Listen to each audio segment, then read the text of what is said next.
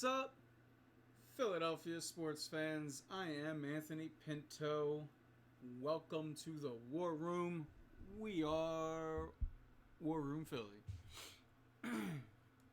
It's a solo show tonight, so thank you all for stopping on by. I appreciate it. Got a lot to talk about today. We just wrapped up part uno of the Phillies double header. So far 1-0. Sixers just won, so we got a couple wins. Chat, let me pull you up.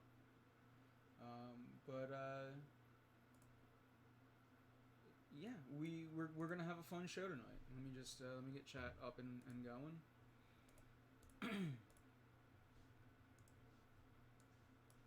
Okay. Sorry about that. So yeah, we're on a little early tonight. We're on solo tonight. My man Keith is slaving away for the postal service, trying to get all your stuff out there. Why did Girardi take Wheeler out?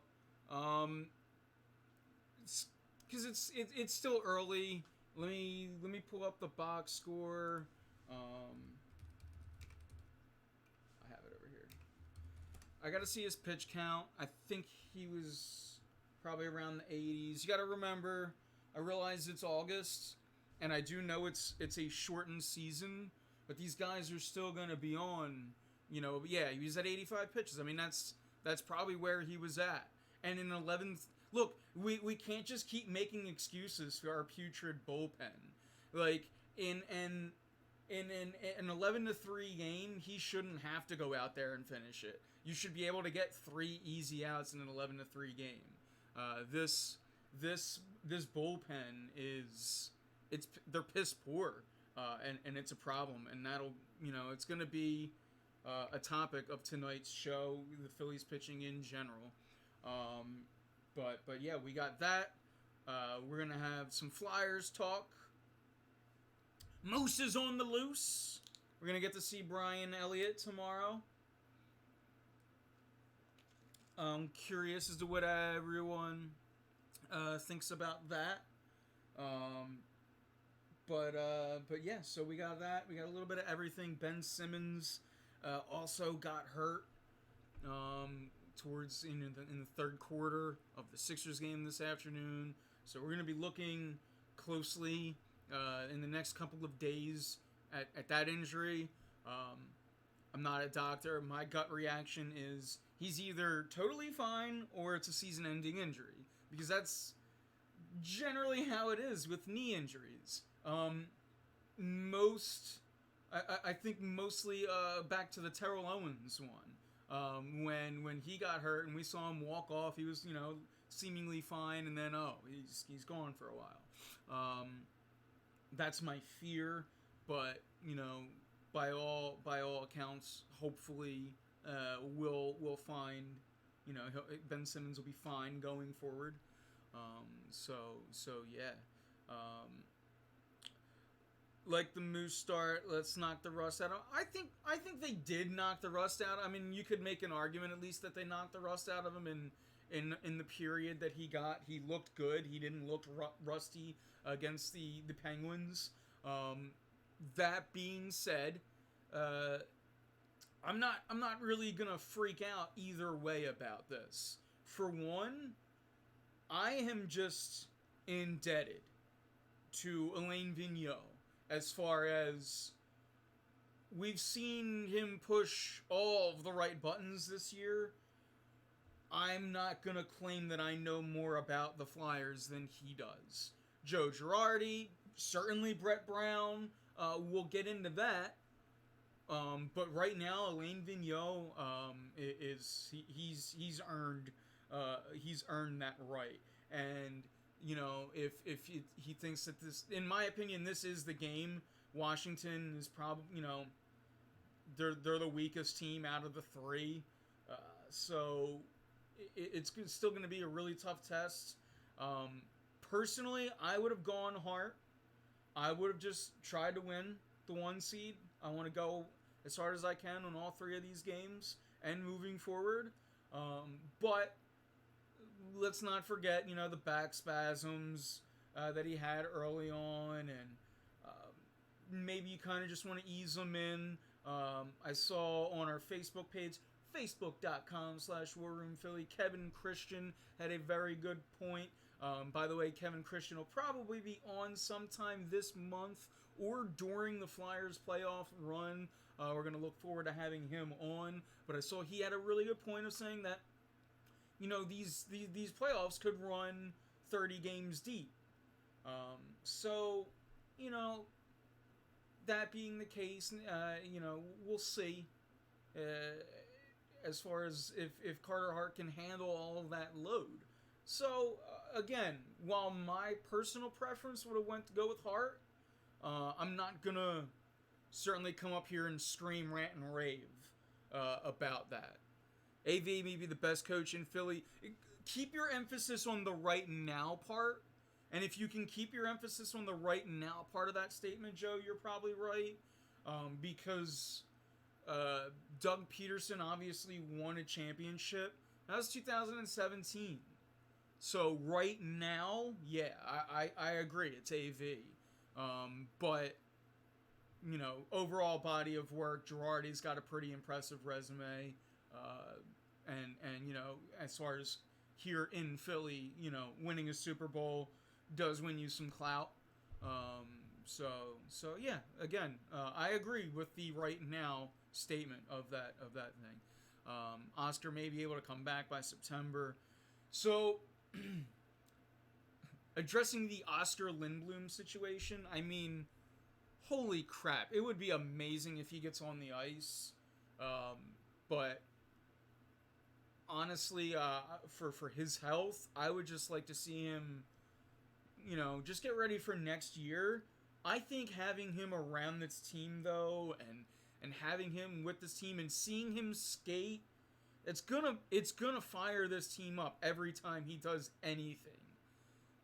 So he's the first to hoist the cup. Well, you'll have Giroux hoist it and hand it right on over to Oscar Lindblom if said beautiful moment is to be had. If said moment is to be had. But let's it's fun to daydream about that right now, though. I won't stop anyone. But let's wait and see. That's all I'll say.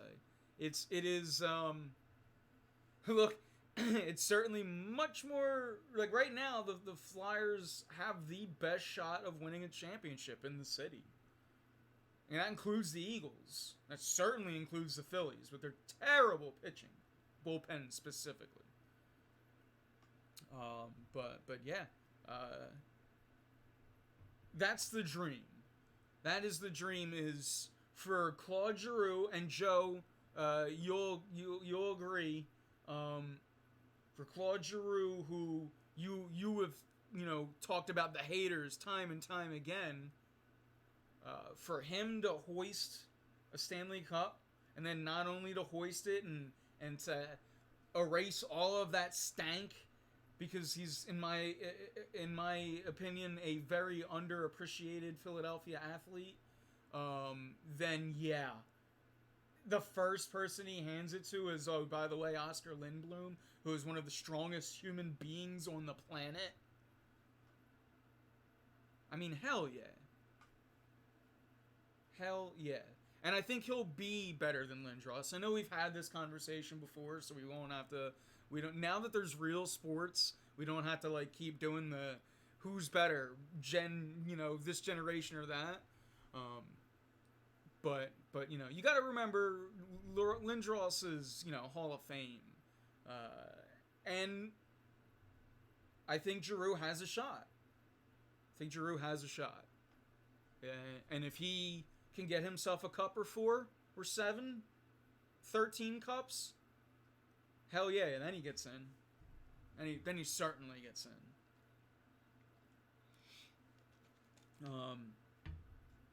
So Giroux is automatically in if he wins a cup, probably. But Giroux he's almost in a way a Ben Simmons in that, because people only see offense sometimes. They undervalue the rest of Claude Giroux's game because, I mean, winger, center, whatever position he's playing, he still plays a great defense on both sides. He's a great two-way player, and I think that part of his game is very underrated. And on top of that, I mean, his face-off percentage is through the roof. And you have him and Couturier, and it's it makes it really good as far as it makes it really really hard to win a clutch face-off against this Flyers team. Seventh inning became a nail biter. Yeah, shouldn't become a nail biter in an 11-3 game, but it did.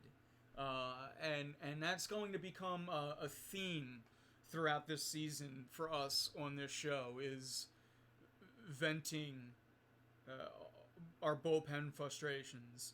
The most what was the most impressive part of that Flyers win, in my opinion, Joe? To answer your question without trying to guess what you say, I would say Michael Raffle, and it's a damn shame that we're going to lose him. But that's who I was most impressed by on an individual level. And maybe it's because I'm already so used to Carter Hart, but I wasn't impressed. Although, while I'm on that subject, Carter Hart was certainly the best player for the first period and maybe, first period and a half for the Flyers, because while, yeah, it's all well and good now, they looked really, I don't know about really bad, but they looked bad. That ice was tilted in the Bruins' favor. Very tilted in the Bruins' favor throughout that first period, and Carter Hart kept you in that game. It could have been easily a 2-0 game at the end of one, and, then what? But that team was flat. Not defensively, they were flat. Offensively, they couldn't get puck control. And Carter Hart, he stood on his head. He did. He should start tomorrow. We already talked about that a little bit, Joe Hunter. But yeah, personally, I agree. Carter Hart starts every game. But yeah, I'm not gonna make fun of. I don't go with the Mr. 5-hole goalie because, and I've said it time and time this season. I think that Brian Elliott, is low key an MVP of this team this year. I think that he's done wonders for Carter Hart, and Carter Hart struggled at times during the season, and Brian Elliott could come in and be the steady hand every time in a backup role.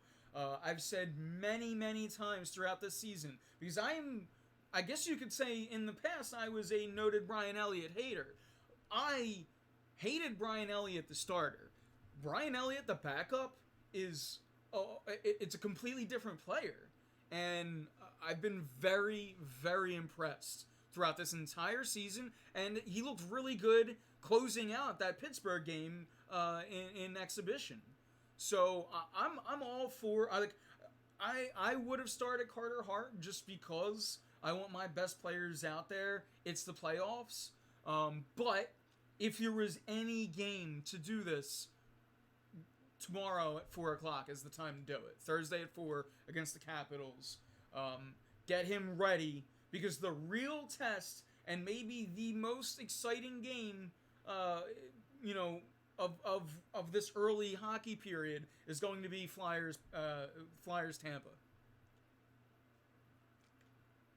Flyers Tampa is going to be a really exciting game, and that's not to knock how exciting tomorrow's game is against the Capitals.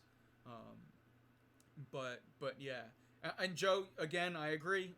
Elliott, if we wouldn't be the 4 seed, potentially be able to get the 1 seed without Brian Elliott this year, because Carter Hart struggled through a little bit, at times during the season. And guess what? We kind of expected that. He's 21. So yeah, I can't wait. Flyers Tampa will be for the 1 seed, yeah. And it's going to be a damn impressive game. I'm really looking forward to it. Really am. Also, chat, if you can be my co-pilot tonight and let me know when the Phillies are live, because when the Phillies go live, I could stay on, but I got the feeling that you guys want to watch the Phillies, so that's when I'll at least try to wrap it up. And if you guys keep the conversation going, I'll stay. Because, like, I'd rather talk to you than, I can miss a little bit of Phillies baseball. Or I can even throw it on.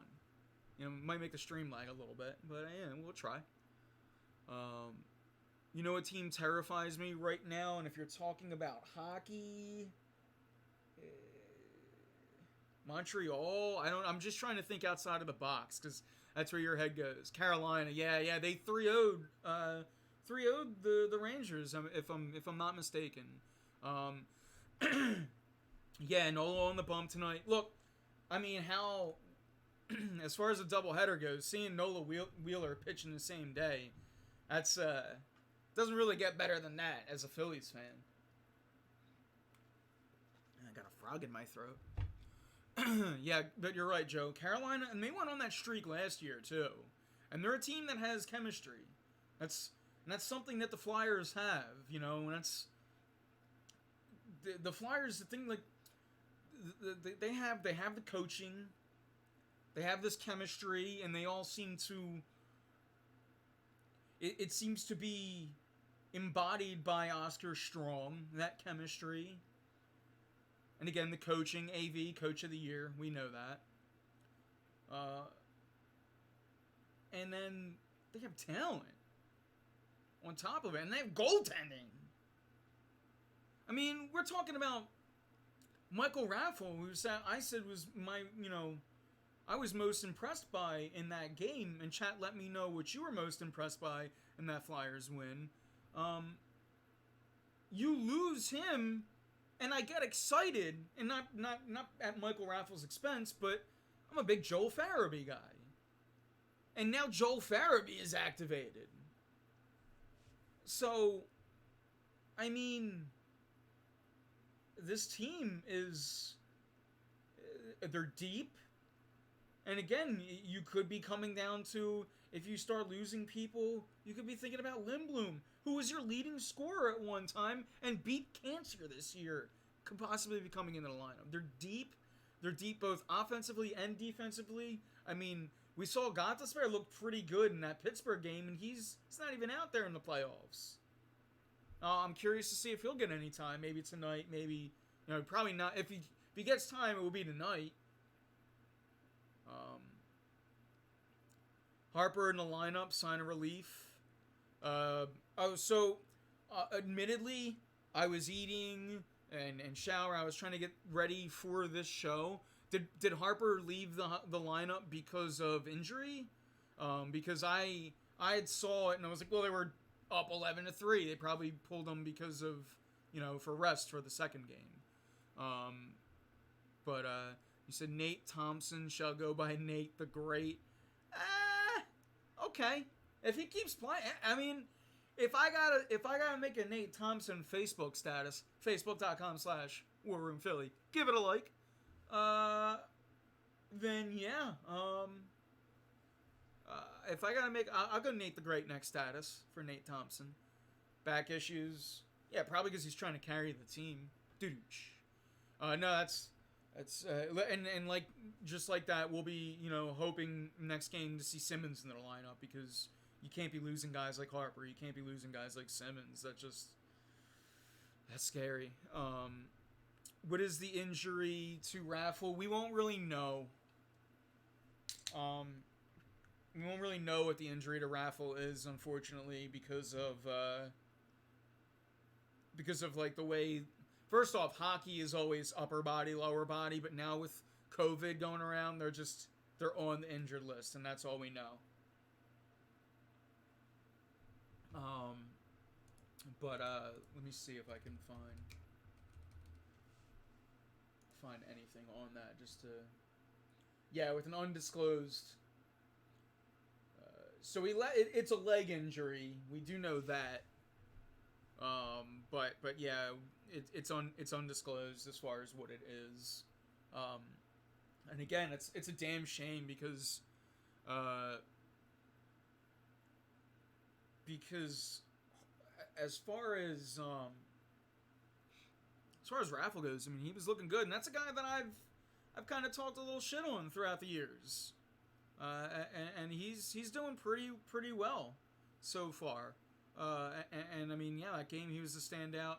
It was him and Hart were the stars, you know, and it's a shame, but with Raffle going down comes in Joel Farabee.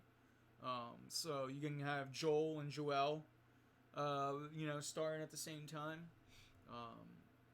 and yeah, so with you guys letting me know that Harper is playing, does that mean that the Phillies are coming back on? So I don't have my timer in front of me. I don't see how long I've been, but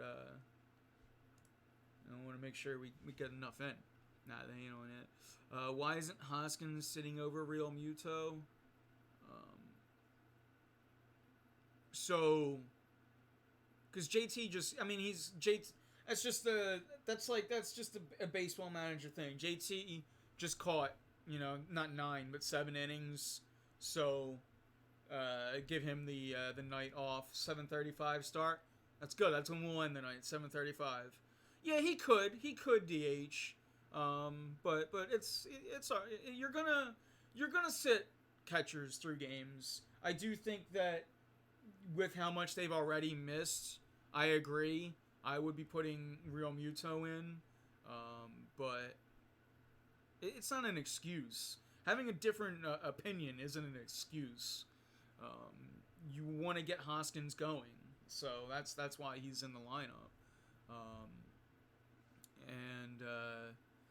And yeah, I mean, what I want to know is why is Rhys Hoskins batting in the 2-hole every night?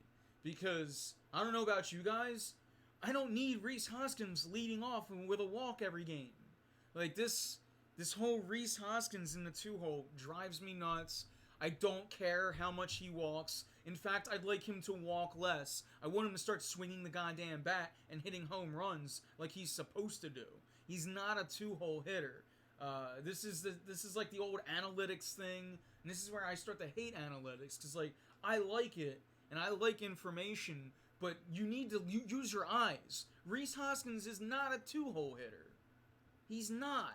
And when you put him there, it just, all it does is rewards his constant walks. I can't stand it. I can't stand Hazley leading off either while we're talking things too. If there was one thing that everyone's lineup had in common, and that was Hazley batting 9th in everyone's lineup. Anyone that sent it, when we did the lineup show, any lineup that was sent, 100% had him in the 9th. Why the hell is he leading off? But, you know, hey, Joey G, welcome to the club. Welcome, this is what we get in Philly. He hasn't been perfect. It's early, I get it. But he has not been perfect so far. And hey, it doesn't help that his team is poop. I think we're learning it very early that this Phillies team sucks. They're not as deep as we thought they were. Alec Bohm can't hit for poop right now. Not even in Lehigh Valley. Short term and possibly long term, your solutions are bring up Spencer Howard, inject him into the starting rotation, and bring up Connor Brogdon and inject him into, I mean, your absolute garbage, absolute piss poor bullpen. So that to me is start, you know, solution number 1. But, you know, guys like Cole Irvin need to, I don't even want him on the taxi team. Guys like Cole Irvin should be pitching in a softball league. Nick Pivetta, Vince Velasquez, I mean, these guys suck. We saw that coming in, and just because now that it's official, it hurts more, I guess. But Neil Walker, like these, you got Garlic. What the hell? Garlic is something I put on my pizza, not in my lineup. Klentak should be fired solely based on the fact that he didn't bring up Howard. I like it. Now you got me, Joe. I can't argue that. I can't. Look. I've tried to defend because, look, I've tried to defend the good that Klentak has done. Brought in Segura, JT, got them both on cheap trades. Oh, not JT. I lied there. Segura he got very cheap, traded away. Carlos Santana brought in Segura. It's like a win-win. He's done some good. The Harper signing, obviously. But after that, it's bad. He stood up for Gabe Kapler. He has failed to put together any semblance of a pitching staff, like rotation and bullpen. So, this is going to be... This should be the put up or shut up year for Klentak if this team doesn't make the playoffs, especially since half the league's going to make it this year. He's absolutely got to go. And even if they do make the playoffs, we should still kind of keep our eyes on that situation. But it's not something that we need to, talk about every show. Let's not make that, a theme. Since we fired Girardi, since we fired Gabe, that was, last year it was everyone fire Gabe. And it's we almost had to come back with him. Then it would have been anarchy. But as far as, now, Segura has to only... Did Segura make an error or something? I always thought Segura's shortstop was just fine, but obviously Didi is better. And I do like Segura's third. I think that's, yeah. But as far as this season, I don't want to make Klentak. I don't want to make after every loss fire Klentak, because that's, especially with general managers, he's here for the season. So. Now the pressure should be, instead of fire Klentak, it should be Klentak needs to get up off your ass and do the right thing, or you're going to be fired. But yeah, Spencer Howard is going to be another Howard brought up late. I really hope not. I think Velasquez gets one more start, and then we see him at latest.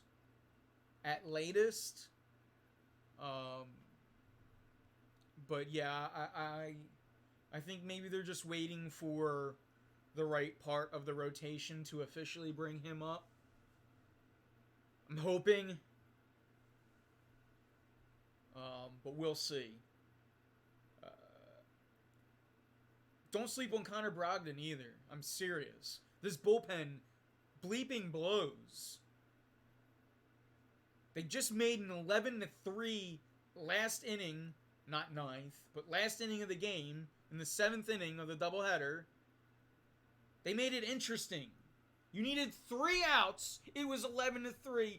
Bring up Connor Brogdon. He's lights out.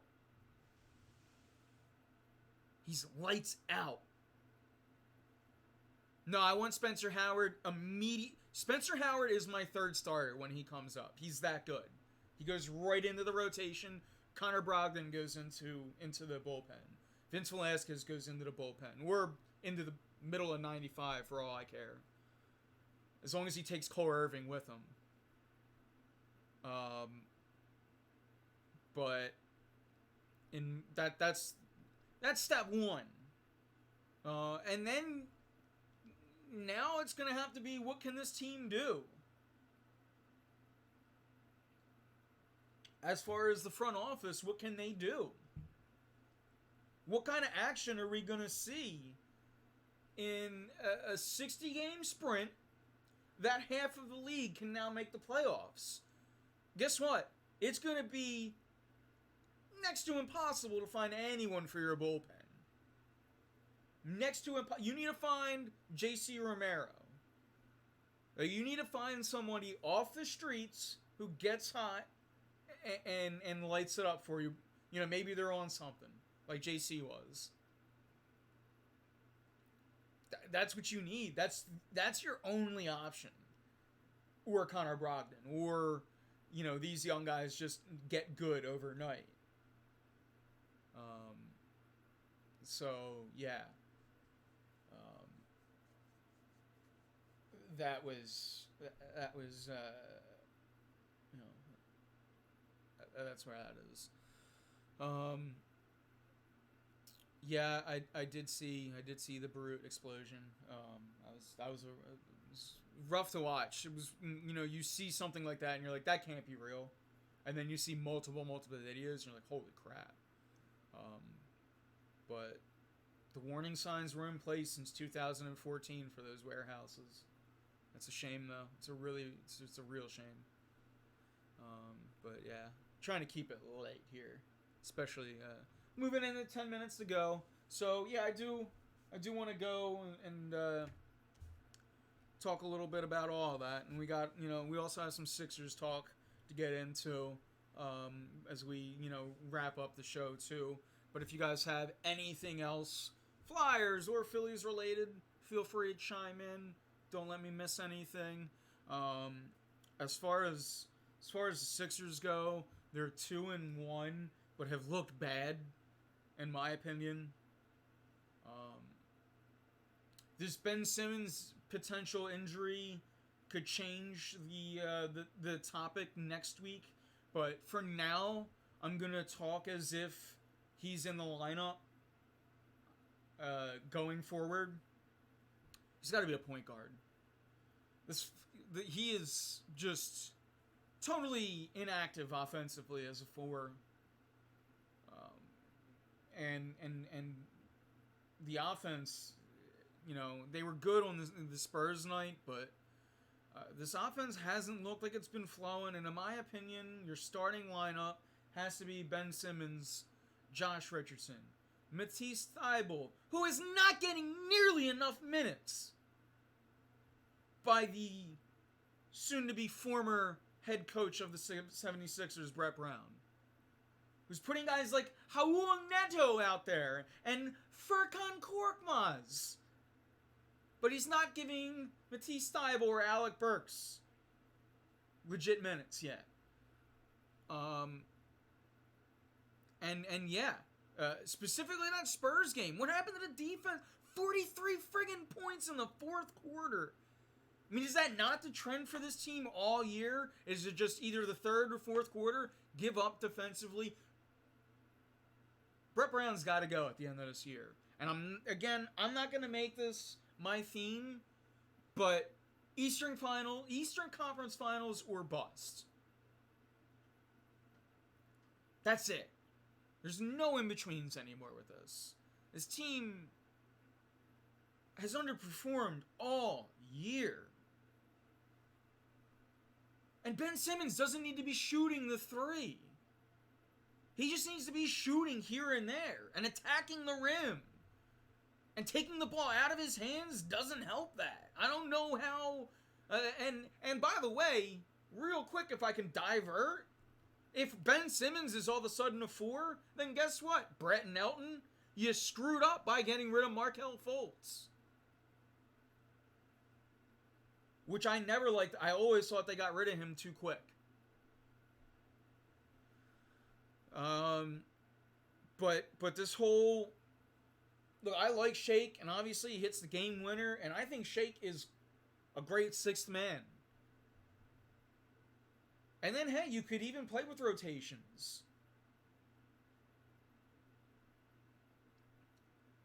But Shake and Horford should be your first options off the bench.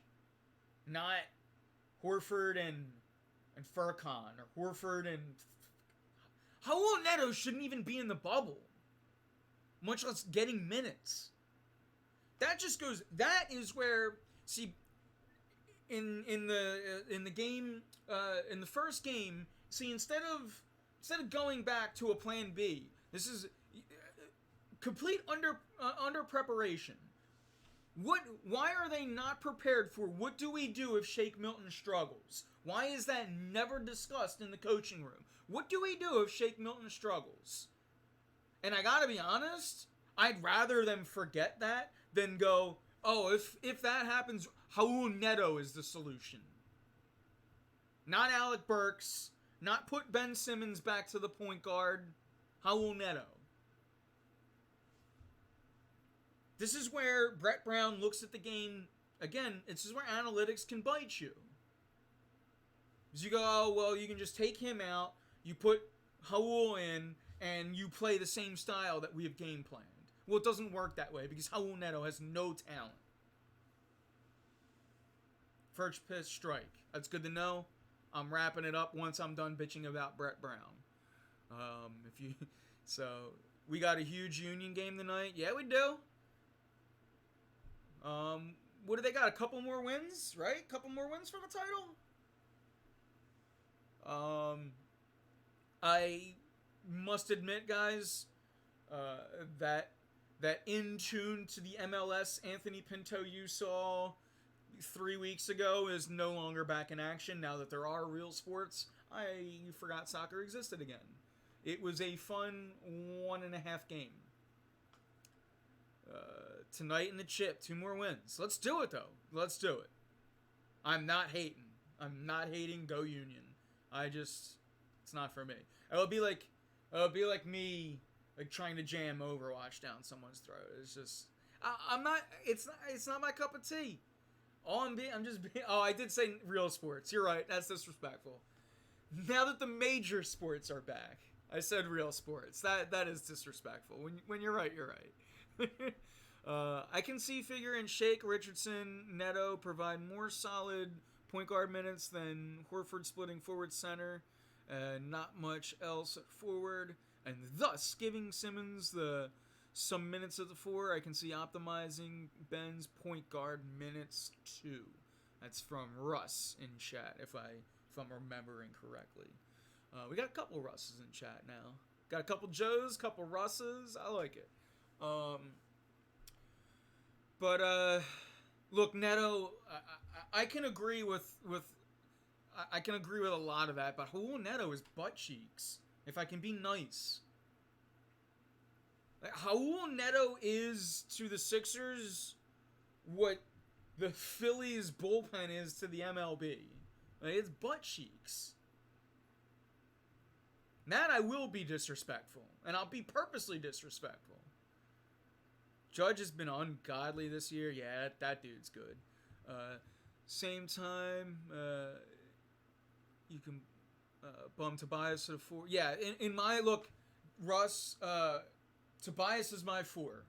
I don't know if you came in, but it's Simmons, it's Richardson, it's Thibault, it's Tobias, it's Simmons.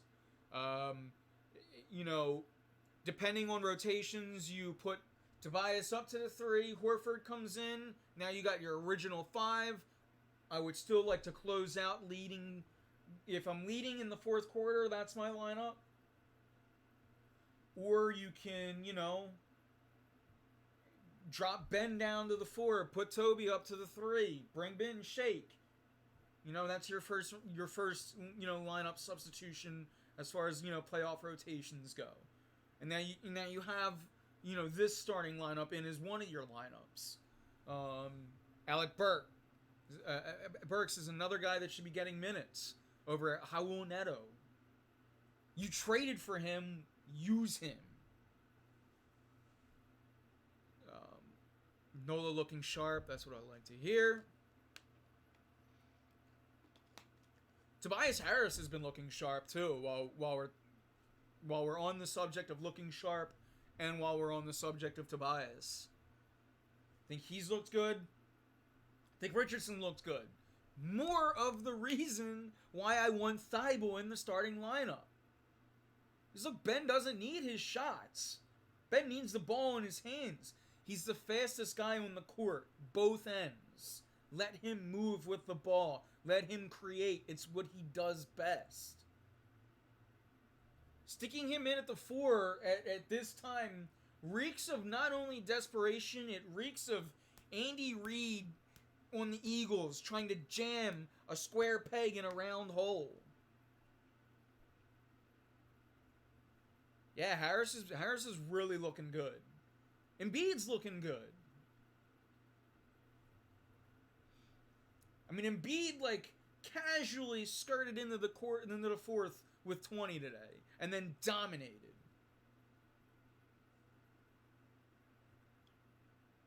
In my opinion, right now, what's hamstringing this team is it's I don't like this it's Brett Brown. I hate to sound lazy. but it's Brett Brown. This isn't the right starting lineup. It's not the right way to play basketball. You know, I'm not going to fault them for the Spurs because I actually think they played offensively really impressive against the Spurs, especially without Ben Simmons, who was in foul trouble. Really impressed. Because, look, if Embiid's getting double teamed and you're getting wide open threes, yeah, you take them. And that's what they were doing, and they were, like, I heard people complaining they were taking too many threes, but you take the three when you're making them at 50% like they did against the Spurs, and you're wide open. Hell yeah, you take it and you make it. That shouldn't be your bread and butter, but it should be part of the game plan. And when Embiid is getting double and or triple teamed, that's another thing he's been doing very well these last couple of games. Has been noticing it, finding the open man, and then that open man has been hitting it.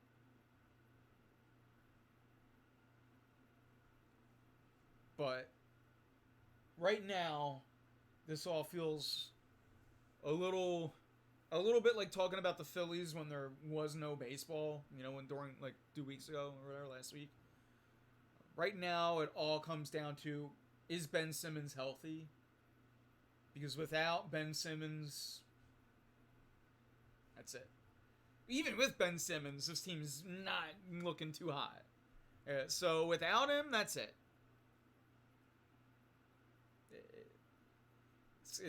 Without Ben Simmons, they get regulated to a screen, and the Phillies are on the TV. And guess what? Usually that's how it would be. Like I like baseball much more than I like basketball, but right now, playoffs. So it's gonna be, the Flyers have priority to the TV right now. Sixers are second. And the Phillies, they get on the TV when there are no other sports. But don't get me wrong, I'm constantly going with 2 or 3 monitors to catch up on everything. And baseball's always going to be my favorite sport. And it's always going to be the one that I feel like I can talk X's and O's best. Which is why I want Rhys Hoskins out of the 2-hole. And remember, the righty-lefty-righty that we all, became enamored with after Charlie Manuel came to town, you don't really need that this year. Because if they want to put a left-hander up for Bryce in the, the 7th inning, then that that left-hander's got to pitch to 2 righties. Does Tiger make the cut? I hope so. Golf is always better with Tiger on the course. I mean, Tiger is why I ever picked up a golf club. You of all people should know that most. But yeah, I hope so. I mean, I never thought he would win another major, and then a couple years ago he did it. So I can't talk down on the Tiger. I'm always rooting for him. I like Tiger, and I like Ricky Fowler, Rory, in that order. But I like Ricky because he comes looking fresh to the course. He subscribes to Skins Get Wins, and I like that. So yeah, yeah, we'll be looking in on that. Any other final thoughts tonight, chat? As I know there is some Phillies baseball on, so I guess it's it's time to wrap it on up. But yeah, I'm rooting for Tiger. I'm rooting for the Phillies. I'm rooting for the Union. Philadelphia Fusion this weekend. They got the regional tournament. They're gonna go for the North American Cup. Rooting for the Fusion. And Fusion have a really good shot to win a title this year. It's going to be between them, San Francisco Shock, maybe Paris Eternal. And if you're thinking Paris, that's not North American, I know, but that's how it's happening this year. But yeah, I think those three teams for the Overwatch League are set to probably bring your title. Hopefully it's Fusion. Hopefully it's the Union bringing the MLS title. We all know the Flyers are bringing the cup to town. I got nothing happy to say about the Sixers, but that would be nice. The Phillies are kind of in the same boat. With no bullpen, I have no hope. I think the Mets are a better team than the Phillies right now. So, we shall see. It's still early, but it's tough because Girardi is dealing with such a young bullpen, and these guys, are maybe underworked, but he's got to figure that bullpen out. And the players also have to show up. Like, you're a professional, get some outs. Come on, 11-3, 3 outs, and the game's 11-7 with the tying men on. Come on, that's disrespectful to the empty the empty stadium. It's disrespectful to cardboard cutouts in the stands. So, yeah, again, thank you guys all for tuning in tonight. Both live and on demand. I think that's gonna call it for tonight, as I know there's baseball on. I don't know if you can know. I can't sit still knowing that there's baseball on. So, thank you guys all for tuning in. Stay tuned this month. I think it's August 19th. I think we just penciled Greg Hall in. And not only that, like I was saying, Kevin Christian, who is diehard hockey fan, he's a long timer for War Room Philly. He used to sit in with us at Radio Bucks. He may have been the last guest in the actual War Room, to be honest with you. But he certainly was the last special guest in the War Room before pandemic broke out. So yeah, it's going to be fun to have him on. We'll be talking some hockey. It'll be a hockey heavy show when Kevin's on. When Greg's on, it'll be an everything heavy show. It'll be a long one because that's what we do. But yeah, it's going to be a fun month. So thank you guys all for sticking with us. Hope you're enjoying the games now that they're back on. Hope you're still enjoying the shows just as much now that there is some sports to talk. You guys have been a blast. So thank you tonight, chat, for being my co-host.